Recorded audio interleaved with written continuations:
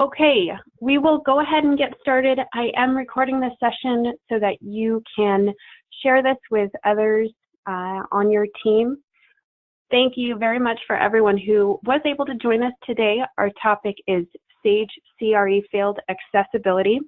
You should be able to see my screen. Brought to you by TAG. This is something that we've really enjoyed offering our clients and friends, focused on enhancing the experience with the Sage 100 Contractor and Sage 300 Construction and Real Estate software platforms. And for today's webinar, we'll be focusing on the capabilities of integration available with Procore.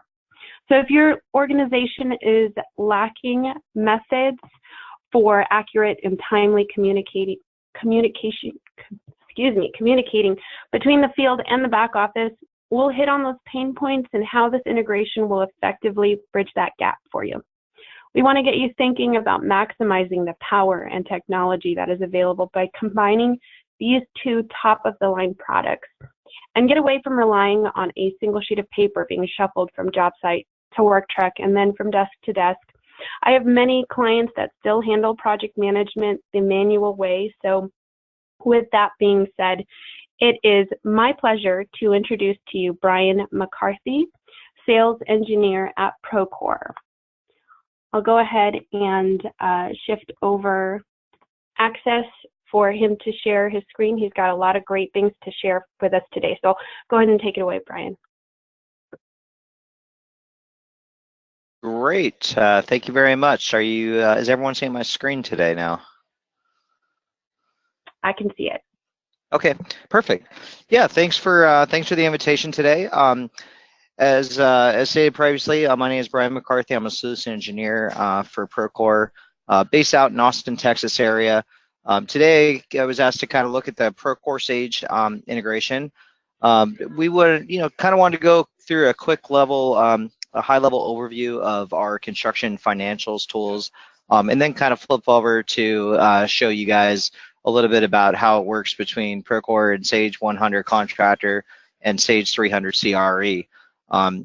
Whether you've heard or not, recently we made an announcement that Procore and Sage have formed a partnership in the industry, and we are partners working through these integrations. So it's really exciting time, understanding, connecting the accounting and the construction side together.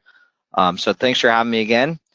So right now I'm going to kind of just show the availability of what's in Procore, some of the high-level stuff, kind of starting with the idea, this is construction project management, and what we're trying to do is gain that accounting information, that accounting insight, and get those accounting, the direct costs and all the costs into Procore.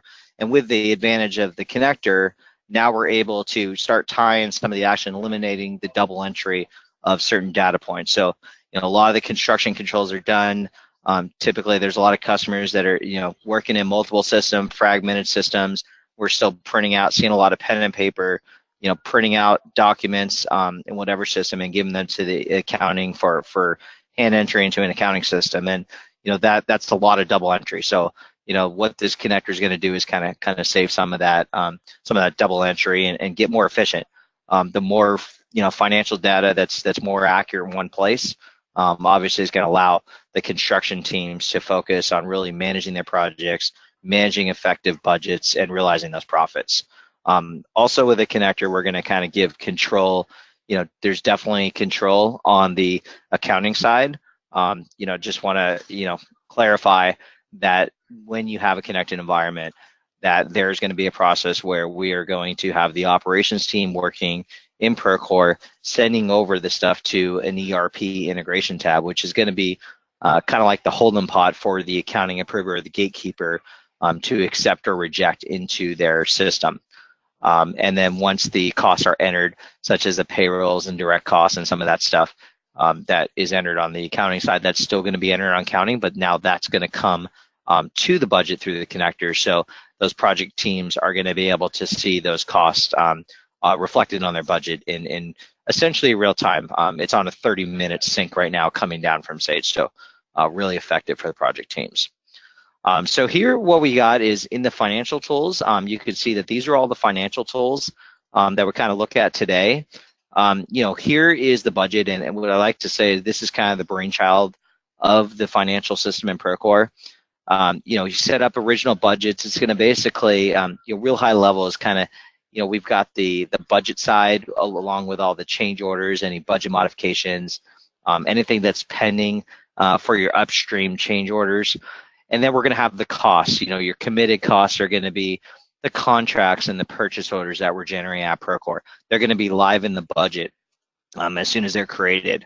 The ERP job-to-date costs are going to come in here, so those actuals are going to come down, and we're going to be able to click into each of these fields to see those, what's made up of those costs. On the right-hand side here, we kind of move over from the actual costs coming in and the projected costs into now forecasting. So one of the big things here is in the forecasting section in Procore's budget tool.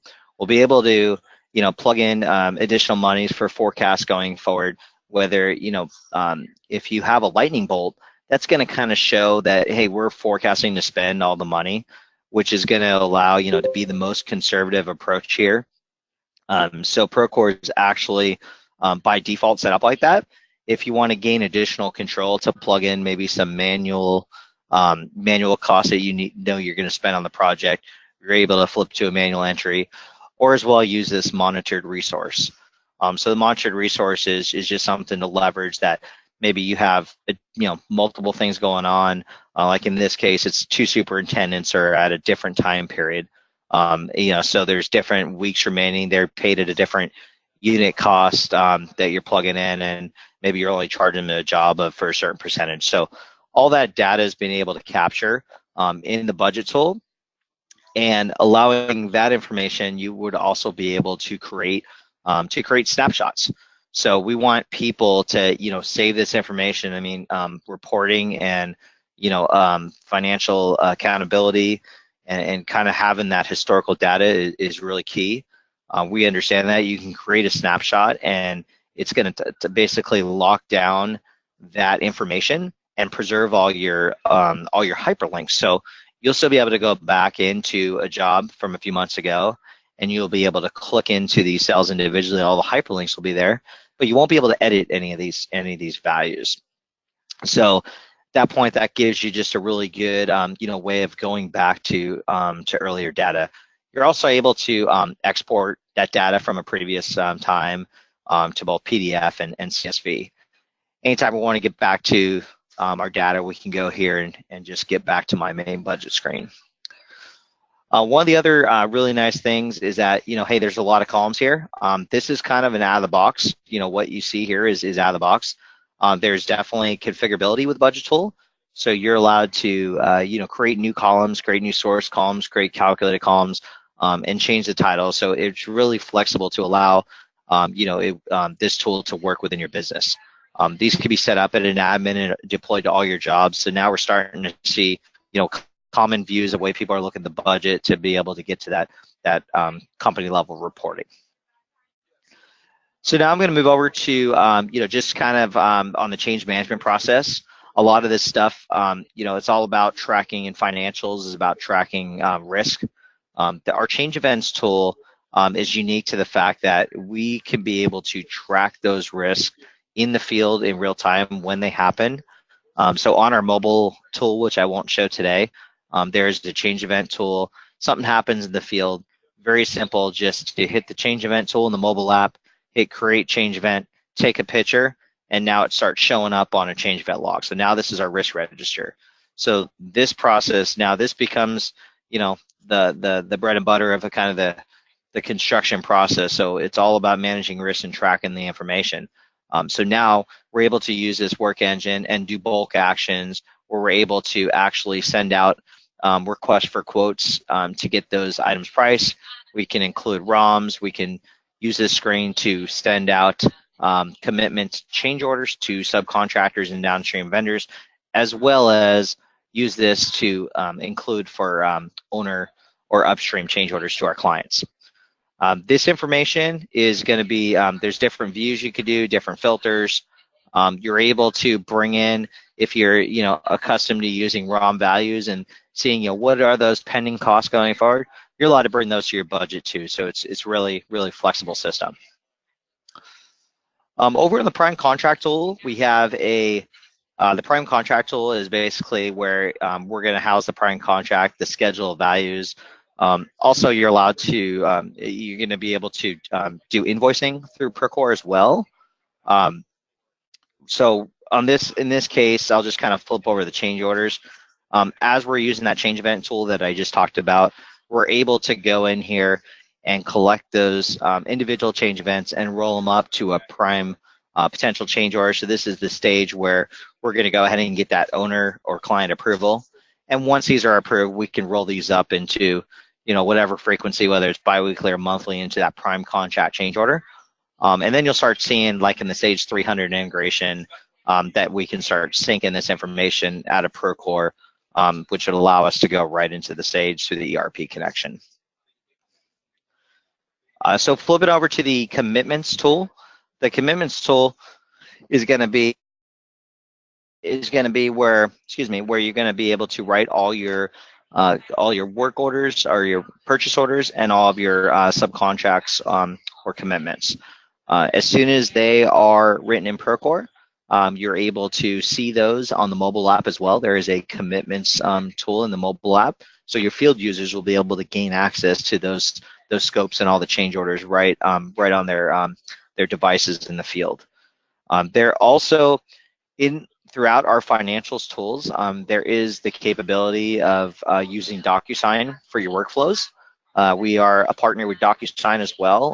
The DocuSign integration is built into most of our financial tools, so that kind of helps streamline a little more of the process with the workflows. A couple other things that we have in here. We do have a direct cost tool. When we're talking Sage, we usually don't have a use for the direct cost tool. This is a way, there's a lot of different accounting systems and solutions out there. Some people are using even homegrown systems. So the direct cost tool just really allows the users to create that, to be able to import with a template any of their invoice expenses or payroll. That way they're imported in. Some people do it on a weekly basis and they show up on the budget. So the project managers can really gain advantage of using that, the forecasting template and gain accurate forecasting. So now I'm going to switch over to, on our support site, you'll see we have a lot of information on our support site. We have videos, we have integration maps.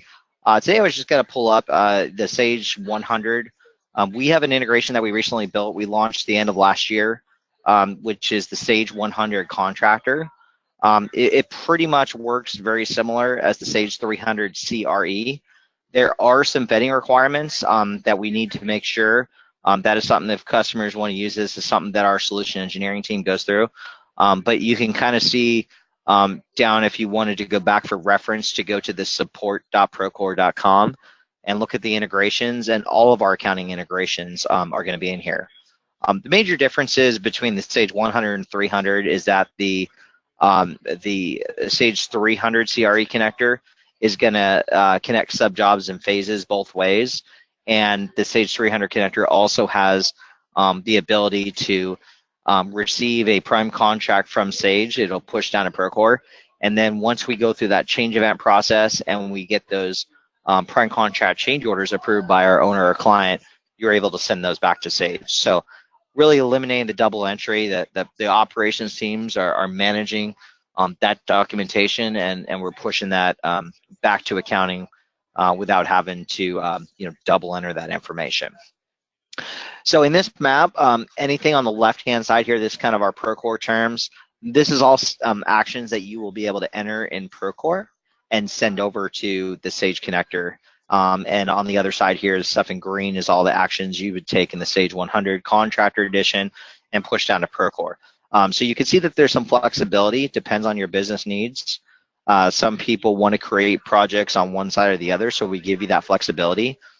We will be, as part of implementing any of these connectors, there'll be an expert integration implementation manager that is versed in this system. They would be able to get all of your directory contacts out of your Sage environment. We'd be able to import all those. We'd be able to do all the cost code imports and get that stuff set up for you. So the average time that we're working with customers to go live on an integration is about 14 days on the Sage stuff. And we, the only thing, the qualification that we say is that it is for new projects going forward. We're not going to take an existing project and turn a Sage environment on. There's just too much data risk of not getting all the data in there. So it's just something that technically started on new projects. As you can see here, though, there's creating a budget. You can create that budget on the Procore side very easily. You're going to have your cost codes and your cost types that are already going to be on implementation. They're going to be at your company level. We'll be able to pick which ones we want for a particular project and create that budget in Procore with a simple upload and be able to send that over to the ERP and accept that in the on the Sage side. The contracts, the commitments, purchase orders, you're going to be doing all that heavy lifting in Procore, and you're going to be able to send that to Sage and eliminating that double entry. And then all the costs, as I said earlier, the costs that are coming down, all those direct invoices, the payrolls, those are all going to be entered in, and as they're entered, they are coming down to Procore every 30 minutes on a sync. So to kind of show you what it looks like here in the connected world, a lot of visual stuff. I am here at a company level, which means this is access to show all of my projects. You can notice the green banners. If you hover over them, each of the colors means something different. Green obviously meaning that it's been synced and bridged over to Sage. When we get into the person that's going to be the accounting approver or the gatekeeper is going to have this new tool, which is going to be under Construction Financials, going to be ERP integrations.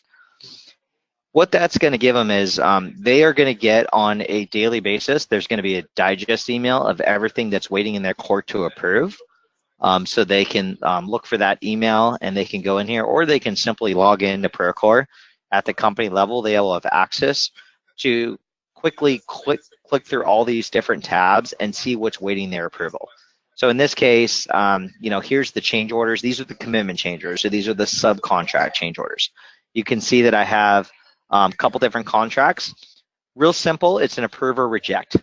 I get this sent over to me, and I'll show you in 1 second. Let me pull open this here.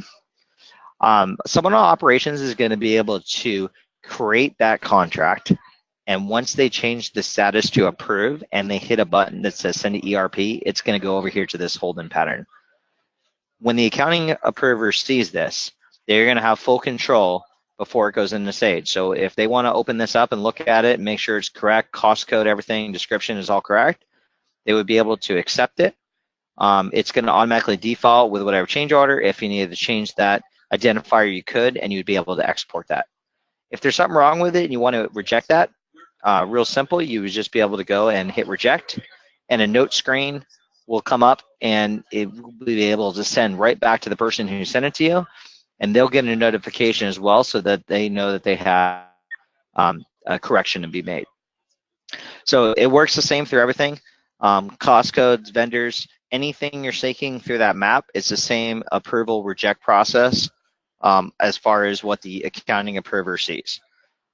On the right-hand side, you're going to see a similar experience as well, where you're going to be able to anything that's ready to export to your Sage is going to be here. Anything that was failed, it'll actually tell you why it's failed, and anything that's synced, you're going to have that history in Procore. So when you click on this as well, you start getting a lot of projects in here. We also have a filter down, so you'll be able to filter all the ones per particular job, which is really useful. Let me flip back into what the operations side is going to see. So I talked a little bit about the visual indicators and the flags that are showing up as far as knowing if your project is synced or not. So in this case, I'm going to go back to the commitment screen. So you can see now there's a couple colors going on. So the green means it's been synced. The yellow is going to tell you that it's been retrieved or rejected. And the blue is going to tell you that it's been sent. So this contract has been sent over. I'm waiting for my accounting person to approve it. This one's been rejected by them or retrieved. And to speak on just the retrieval process, until it goes green, the operations team has the ability to, they can create a contract, they can approve it, they can send to ERP, but yet they can realize, oh no, I have an error I need to fix. They can pull it back as long as it's not approved by accounting. They can pull it back, retrieve from the ERP, make their edits, and then resend it to ERP. As soon as they resend it over, and this is going to be controlled on the operation side with an admin access as well, then that turns blue and it goes back into that ERP holding pot. So that demo 456 Big Apple demo, if I go right back to here to the commitments and refresh, that contract should be back in here waiting for me to approve. So floors 456 Big Apple demo. So now I can approve or reject it. So that's kind of the gist of how the connector works. We do have all of this. Again, I know we didn't have a lot of time today. That was a lot of information very quick, but we do have a very detailed support site that will talk about exactly what's supported, what's not supported. There's also, it talks about permissions. It will also, you'll also be able to go in there and see the Sage 300, and I can pull that up for a second, show you guys where that is. So when you go back to review this, you just go to support.procore.com. Actually, if we start all the way back from the main here, just refresh the screen. And once you go back to that support site, there's also some additional videos showing all the connectors if you wanted to review additional information on a specific connector. So that's about all I have for today. That was pretty quick, so appreciate the time. Is there any other questions that need to be asked? I'm here. Thanks so much, Bryan. Yeah, for the last couple of minutes that we have, we typically will invite everyone to unmute their handsets and send in questions via the chat box as well. So if you guys have questions, feel free to do that at this time. We also can absolutely facilitate a deeper dive if you guys want to take a look at this and have a more tailored discussion about this. I have a couple of questions. Sure. When Bryan was going over this forecast, once they put it up on Procore, is that going to be able to be exported into Sage so that we can run reports, committed cost reports on Sage? Yeah, that's a great question. So the actual forecast to complete right now is not part of the integration. Definitely something that's asked for a ton, so that's great feedback, but it is not supported currently. What is supported that I didn't mention specifically, it's not called out in the connector, is if you do a budget modification. I just want to clarify before I forget, if you actually move money between one cost code to the other, you have that capability. And when you're in an ERP, so you could simply just, maybe move money around your GCs or GRs. You could do this budget modification. It gives you some tracking. It asks you from what code to what code. You can sync those to the connector as well. So that way your project financials and your accounting are in lockstep. But as far as like the labor forecast, if we're forecasting additional superintendent or labor cost at the bottom, that won't share? No, not today. Anything that you put in here, this is more than notes. So in that case, to actually put those, you would have to export that, and that would be a manual entry to change those forecasts, the forecasted cost completions to Sage current state. Okay. Another question. I see the cost of if we enter the budget on Sage, and we'll be able to see it in Procore. When we put in a payroll, how deep in can employees see? Yeah, that's a great question. They cannot see, so permissioning. So I kind of showed you the example where I just put like a rough number, like the 1,500 per week, just as my PM kind of number, but the actual, like the payroll that's coming over in the integration, they will not see that. That's all housed in the accounting. Okay. It actually, what happens is, sorry, my screen's going wonky. What happens is there is when the ERP job to date cost column come in, it'll just say ERP job to date costs and it'll have a number. So it won't have that granular payroll detail. Okay. Great question. I have a question. Mhm.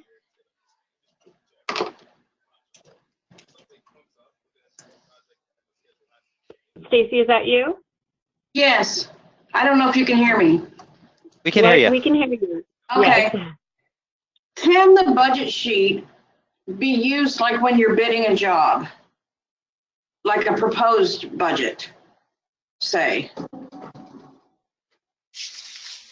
Yeah, so do you guys, I guess the question is, do you guys use like Timberline estimating at all right now? No, we have QuickBooks. We're going over to Sage 100 Contractor. Okay, so you can use, it's kind of a loaded question. I mean, keep it simple, is you can use this budget and you can manage like during pre-construction before it gets approval, and you could leave it in a state where it's unlocked, which means that you can modify these values. Anything that is like a blue caret there means that you could go ahead and inline edit those values. So once you're comfortable and ready to go and you're saying, hey, this is the construction budget, you would lock that budget. And at that point, you can't make changes to this unless you wanted to, move it through a change order or a budget modification. Well, I'm just thinking if you set that up and you get the job, it's already there. Yeah, no, You know for sure. I mean? Yeah, there's definitely some people that use it for that, to kind of start using. It's not going to generate, it's going to be able to, create this budget so you could start tracking, because maybe you start charging some costs against it on accounting, even though it's a pre-con job. You've So got you your could bond, certainly do that. Okay. Another question, but that's going to be for Leilani later. So anyway, thank you. Yeah, no problem. So, Bryan, we have one question from Kim about daily field time. Is that something that's part of the integration? So I guess the question is, so daily field time in itself is not part of the integration. What happens is there's a couple different things here, is that there's some people are using HH2 for timesheets tied into Sage Payroll, and once that payroll comes in, that'll come in as an ERP direct cost. Procore also has a timesheets tool that can track, and though it's not part of the integration, there is a setting that we can do on the Sage side, and we can export the data so we can import it into Sage. So although it's not directly connected, there is a way to do some of that. And that's, to be clear, that is only for the Sage 300 CRE. There is no import functionality on Sage 100 Contractor. Thank you.